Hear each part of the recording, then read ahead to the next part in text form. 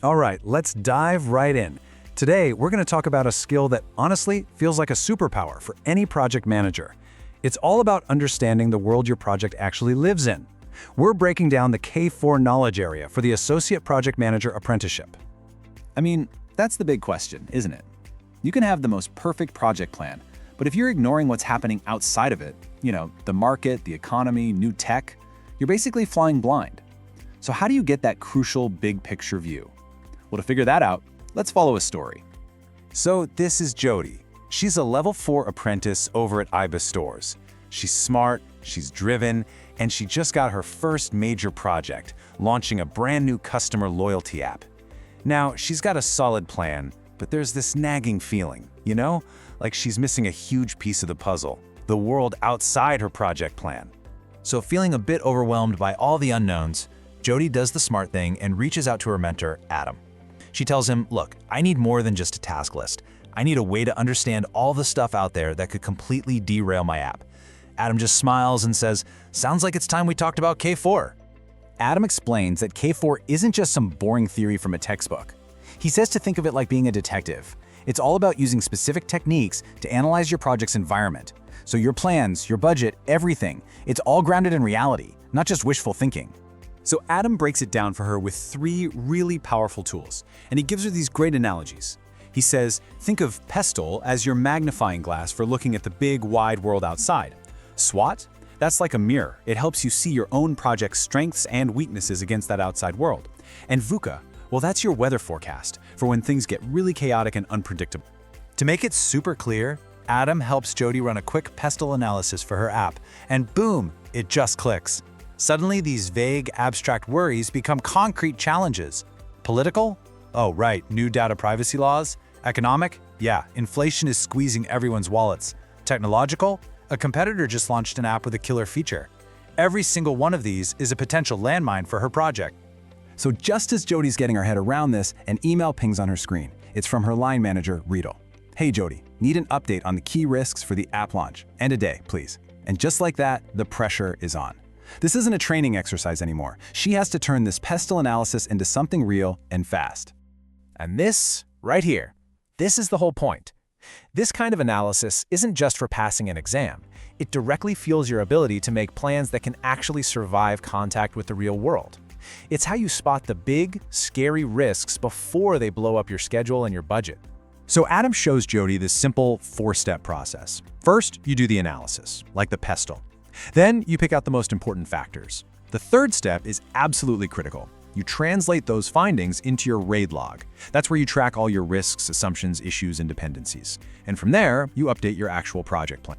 And here's exactly what that looks like. Jody takes that political factor from her PESTLE and she turns it into a clear, documented risk. It's got a cause, the new regulations, and it's got a potential effect, project delays and higher costs. Now it's not just a worry, it's a tangible thing the team can actually manage.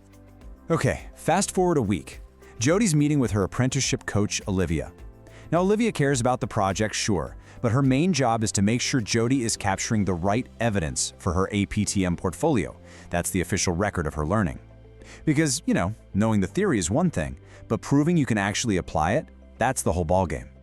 Olivia lays it out perfectly. She says this is exactly what assessors are looking for. It's not enough to just say, I did a PESTLE. You have to show it. You have to provide that risk register entry it led to. You need the meeting minutes where you talked about it. And this is so important. You need to write a reflection explaining how this analysis actually made the project better. This slide is so important. It shows the difference between weak evidence and strong evidence. Weak evidence is vague. It's passive. Strong evidence is specific, and it shows a clear cause and effect. It's the difference between saying, we talked about the economy, and showing a risk that says, due to a 5% inflation forecast, we've increased our materials budget by 7%. One is a comment, the other is a documented strategic action. So Jody's portfolio is starting to look really strong. Now Olivia moves on to the final hurdle, the endpoint assessment, the EPA. This is the big final exam every apprentice has to pass, and she starts grilling Jody with mock questions, to get her ready for the real thing. Olivia's first question is a classic. Which technique did you use and why? And Jody's answer is just perfect. She says, I used PESTLE because my project was heavily influenced by external factors like data regulations and market trends. See what she did there? She didn't just name the tool, she justified why it was the right tool for her specific project. That's exactly what assessors want to hear. Next, Olivia wants to see the results. Okay, give me an example, she says. Jody confidently explains how discovering the data privacy regulations in her PESTLE led her to add a whole new legal compliance review task to her project plan, and she logged a specific risk for it. This is such a great answer because it connects that high-level analysis directly to a real change in how she managed the project. Now, Olivia wants to know about the how, and Jody's answer shows she really gets it.